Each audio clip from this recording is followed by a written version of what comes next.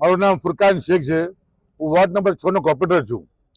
કાલે અમારા વિસ્તારમાં ગાય પકડવા માટે મ્યુનિસિપાલિટીના કર્મચારી આવ્યા હતા ને મ્યુનિસિપાલિટીના કર્મચારી જે ગાય પકડવા આવ્યા તો એ જે દોયડો હોય એ ગાયના શિંગડામાં નાખ્યું અને એ શિંગડાને દોયડાથી ખેંચતા હતા। એ સમયે એ ગાયનું બિચારીનું સિંગ જ નીકળી ગયું અને લોહી લવાન થઈ ગઈ। હાલ એ ગાયની પરિસ્થિતિ એવી ગંભીર ખરાબ છે અને પીડાય છે।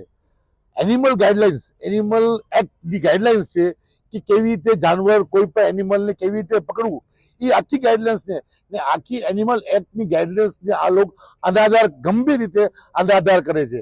હાલમાં જ્યારે નરેન્દ્ર મોદીની સરકાર જ્યારે ગાય અને ગાય વંશ માટે કડક ને કડક પગલાં લે છે, કડક ને કડક કાનૂનનું અમલવારી કરવા માંગે છે, ત્યારે આ જ મ્યુનિસિપાલિટીના કર્મચારીઓ આ પશુઓ સાથે એવા દુર્વ્યવહાર કરે છે।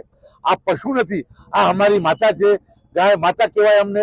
આ ગાય માતાની ઇજ્જત દેવું આ દેશના તમામ નાગરિક, તમામ ધર્મના નાગરિક આ ગાય માતાની ઇજ્જત દે છે ને અમે આ જ ઉમ્મીદ રાખી છીએ કે જામનગર મ્યુનિસિપલ કોર્પોરેશનના જે કર્મચારીઓ આવે એ જ ગાય માતા તરીકે એની ઇજ્જત દે ને એનું માન સન્માન કરે। આ માન સન્માન કરવાની વાત તો દૂર, એને ખરાબ રીતે એને ખેંચે છે, એના સિંગડા તૂટી જાય છે, એવી રીતે એની બદતર હાલત કરી મૂકે છે। સિંગડા તૂટવા પછી ભૂલ થઈ ગઈ હોય અમે એ માની, પણ કોઈ એ સમયે એ જગ્યા ઉપર મ્યુનિસિપાલિટીના કર્મચારી તો હાજર હતા, ભેગા પોલીસવાળા હાજર હતા। તે લોકોને મેડિકલ હેલ્પ માટે ફોન કરવું જોઈએ, ડોક્ટર બોલાવવા જોઈએ, એવું કાંઈ ના કર્યું, સીધા ભાગી ગયા। આ શું છે? આ ફક્ત ને ફક્ત આ અત્યાચાર છે। માણસ ઉપર તો કરતી આવી છે સરકાર, હવે આ માતા ઉપર રથ મુક્તિ। જય હિન્દ, જય ભારત। નમસ્કાર, મારું નામ કોર્પોરેટર રાહુલભાઈ બોરીચા છે। વોર્ડ નંબર 6 નો કોર્પોરેટર છું। ગઈકાલે મારા વિસ્તારમાં જામનગર મહાનગરપાલિકાની રખડતા ઢોર પકડવાવાળી ટીમ આવેલી હતી, ત્યારે એ ગળાના શિંગડામાં એ લોકોએ રાંટું નાખ્યું અને એ ગાયને એટલી બેદરકારીથી પકડવામાં આવી કે એના બધા જ અંગ લોહી લોહાણ થઈ ગયા। હવે માલધારી સમાજથી અને ગૌવંશોથી આટલી જ બધી તકલીફ હોય જો આ સરકારને, બરોબર છે, તો એના માટે એક વ્યવસ્થા ઉભી કરવી જોઈએ। અને જ્યારે સરકાર આટલા કરોડો રૂપિયાનું ફંડ ફાળવતું હોય છે રખડતા ઢોરને ઢોર ડબ્બામાં પૂરીને એની વ્યવસ્થા કરવા માટે થઈને, તો પછી આ લોકોની આટલી બેદરકારી જોઈને જે અધિકારીઓ સ્થળ ઉપર હાજર હતા તે લોકો ઉપર કડકથી કડક કાયદાનો ફોજદારી ગુનો દાખલ કરવામાં આવવો જોઈએ અને એનિમલ ક્રુઆલિટી એક્ટ હેઠળ એમને જે સજા પડવી જોઈએ એ સજા પાત્ર એમને પાડવામાં આવી જોઈએ। અને આજે અમે લોકો કમિશનર સાહેબને અને ડીએમસી સાહેબને આવેદનપત્ર આપવા આવ્યા છે કે જે લોકો સ્થળ ઉપર હાજર હતા, જામનગર મહાનગરપાલિકાની ટીમ અને જે પોલીસ કર્મીઓ જે સ્થળ ઉપર હાજર હતા, તો એ બધાને એ જવાબદાર વ્યક્તિઓને સસ્પેન્ડ કરવા જોઈએ અને તેમના ઉપર ફોજદારી ગુનો દાખલ કરીને સજા આપવી જોઈએ। જો માંગ કરવામાં નહીં આવે તો આવનારા દિવસોમાં અમે અઠવાડિયા દિવસનું એમને ડેડલાઈન આપી છે। જો અઠવાડિયા દિવસની અંદર આ ઉપર કોઈ કાર્યવાહી કરવામાં નહીં આવી તો અમે ગંભીરથી અતિ ગંભીર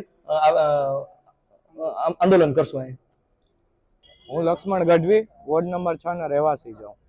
કાલે 6 વાગ્યાના આસપાસ અમારા વિસ્તારમાં ગાયું પકડવા નગરપાલિકાની ગાડી આવે, જે લોકોએ બહુ બેદરકારી દેખાડી હતી। ગાયનું જીવતું શિંગડું નીકળી ગયું હતું।